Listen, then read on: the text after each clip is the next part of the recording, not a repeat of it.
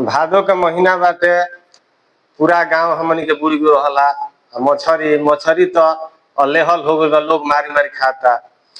यही में मछरी कुल सलाह करत तरी स, खाए वाला तो अपन खइबे करी। कि रेहुआ रोवे ना दुनिया हो रोवे, रोवेली बारार। आ दर्द लेके गरैया हो रोवे, टेंगारा घुसवले काट। दर्द लेके गरैया हो रोवे, टेंगारा घुसवले काट। तरे हुआ रोवे न दुनिया हो रोवे, रोवेली बारार।